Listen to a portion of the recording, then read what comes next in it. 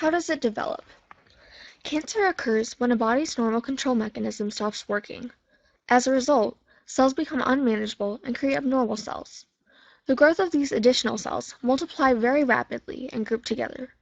When they group, the unhealthy cells will form what are known as cancerous tumors. Sometimes, these cells will break off the tumor and fall into the bloodstream. Like this, the cancerous cells are able to spread. The longer the cancer will remain in your body, the more the cancer can spread and become more harmful to you. However, some kinds of cancer, such as leukemia, do not give people tumors. While some kinds of cancers can be acquired, like lung or skin cancer, some are inherited through genetics. For example, a woman is likely to have breast cancer if other women in her family have also had it.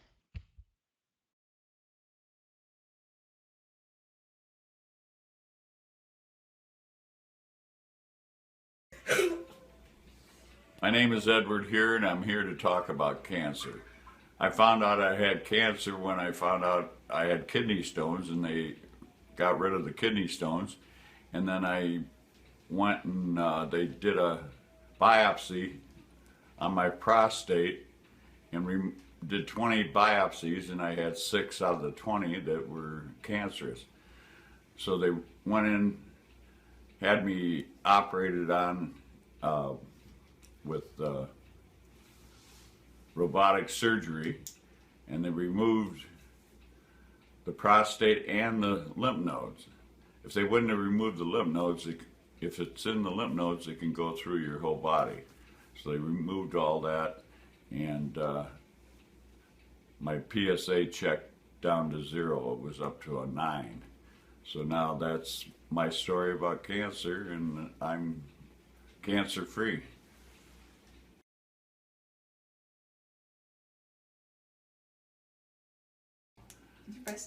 Okay.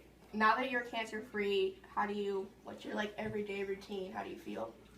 Well, I feel great because, I'm relieved that I don't have it, and basically I don't want it, and I'll give it away if somebody else wants it. No, no, basically I'm just happy that I got through it and everything's fine.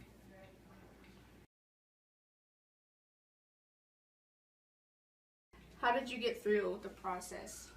Did a lot of praying and searching on the web, to find out, what causes it. And just basically just decided that it wasn't going to beat me, I was going to beat it. So basically got through it.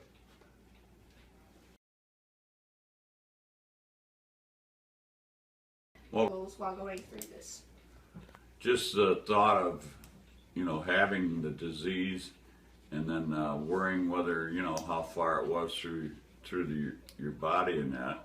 So in other words, when I found out they had removed everything and everything was fine, it was such a relief on my mind. So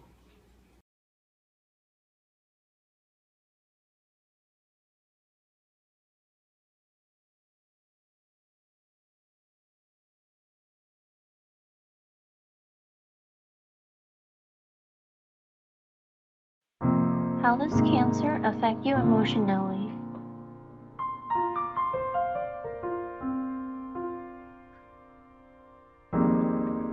Weakness.